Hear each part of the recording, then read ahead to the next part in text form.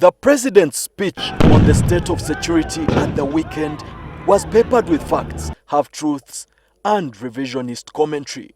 He also cherry-picked facts in regard to his address on Uganda's relationship with the West, barely a few days after the EU Parliament recommended sanctions against individuals and organizations they claim are responsible for human rights violations during the recently concluded election.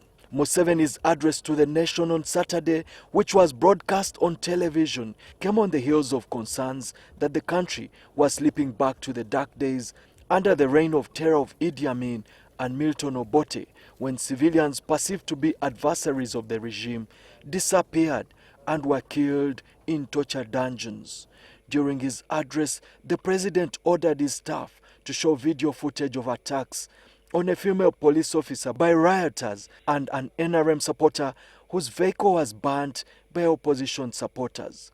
But he carefully chose not to show the other side of the story, the egregious abuses of rival supporters at the hands of security personnel.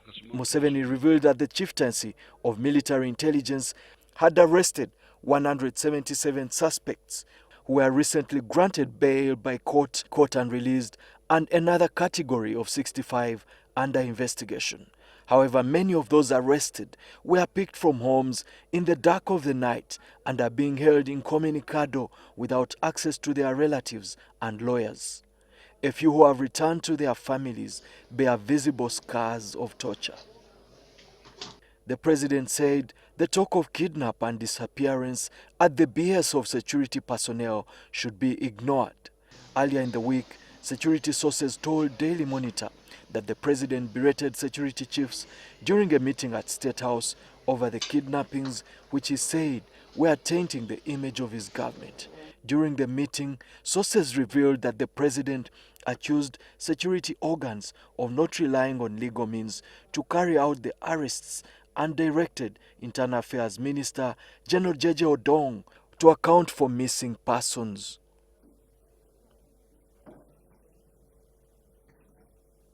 The president specifically ordered the Deputy IGP, Major General Paul Lokech, to arrest security personnel who have been using drones to kidnap people.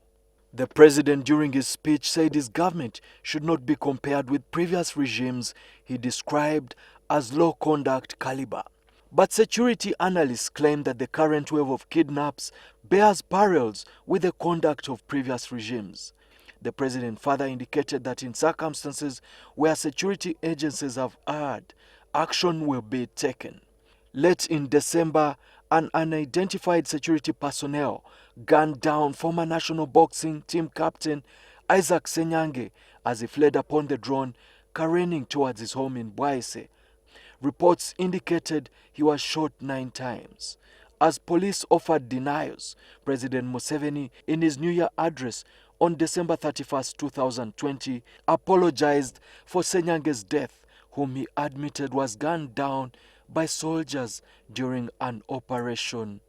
Earlier this month, this newspaper, quoting police sources, reported that the force indicated they had completed investigation into Senyange's killing, but said they cannot arrest the suspects until the president gives the green light. Some of the kidnapped victims who have been freed from what they claim were torture dungeons bore visible scars, while others are too mortified to speak. In the days leading to the January 14th general elections, the president designated elite UPDF units previously fighting Al-Shabaab militias in Somalia and the ADF rebels in eastern DR Congo to take over security in Kampala, Wakiso, and Mukono districts. In his address on Saturday, Museveni said these elite commando units had quickly defeated the terrorists, a reference to rioters. Security forces decided to deploy heavily just before the elections. And in the case of Kampala, we also brought a commando unit which had distinguished itself in fighting in Somalia and which had destroyed ADF. We deployed it. It was deployed in the Kampala area. And this group quickly defeated the terrorists who had started operating here. They killed a few who tried to attack them, and arrested scores of those lawbreakers in Makerere Chivuru, in Nachivo Channel, some from Pigi, some from Chotera, some from Mukono. But only a competent court of law, dressed with jurisdiction, can find a person guilty of terrorism after a free and fair trial. In October 2018, while addressing security chiefs, the president offered guidelines on managing rioters, terrorists, criminals, looters, and methods of arresting and handling suspects. In his address, the president said rioters should not be beaten or maimed, a stark contrast of what he said this Saturday in his address when he revealed that a few terrorists were killed. In what capacity are you beating the criminal? Are you the punisher? You are not. Your job is to detect, investigate, arrest, and interrogate the suspects by using the facts of your investigations. Even if the criminal denies, the facts will pin him down. Constitutionally, the punishers of criminals in Uganda are the courts of law. Their punishments include long-term imprisonment, fining wrongdoers, or even hanging them. Therefore, security personnel do not meddle and spoil the process. Just do your part. The president had earlier on implored the arresting officers to always identify themselves so that the public knows that they are legal operators. This, however, contrasts the conduct of security personnel whose identities are not known. The president on Saturday scoffed at the proposed sanctions by the EU Parliament against government officials and organizations in regard to the regime's track record on human rights abuses. Like in the papers, they were talking of the European Union Parliament passing a recommendation that some officials should not travel to UK, to Europe, to European Union. Well, I normally need a lot of persuasion to leave Uganda, to travel anywhere. So why anybody would think that Africans are dying to go to Europe and so on is something really that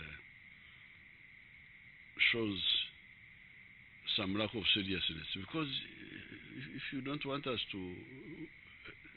For me, I find a lot of difficulty leaving Uganda. And I regard it as a big sacrifice. And I do it because of friendship. But the president and senior government officials are frequent travelers to foreign capitals for conferences and meetings to beg for aid. The taxpayer has chronically forked out billions of shillings so that senior government officials are offered treatment in Europe's first-class hospitals. The Observer newspaper reported last October that government had earmarked a budget of a staggering 167.4 billion shillings for foreign travel expenses in this financial year 2020-2021 before the COVID-19 pandemic hit hard. During his inaugural speech in 1986, President Museveni criticized leaders who travel to the UN frequently, while their populations at home can barely afford a meal. During his address on Saturday, Museveni fired barbs at the West for attempting to interfere in the internal affairs of a sovereign state. When Idi Amin made his coup in 1971, immediately some foreign governments supported him. They said he was wonderful, although he's not educated, but he's quite a nice chap. But for us, straight away, he announced his coup by about 3 p.m. on the 25th of January 1971. By 5 p.m. we were meeting at Kanyon's house in Bugorovi, and we decided to fight Idi Amin. But according to the book titled Combats, a memoir of the Bush War and Press in Uganda, authored by William Pike, the former editor-in-chief of the New Vision, Museveni occasionally sought support from the West. And I quote, "After I came back from Uganda in 1984, I knew Museveni was going to win. I knew he was going to overthrow Obote.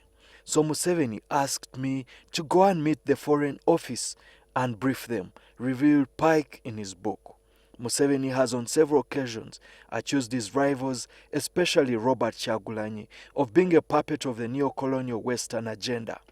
But Museveni has in the past warmed up to the West, and until recently he was viewed as the point man of Western powers in the volatile Great Lakes and Horn of Africa.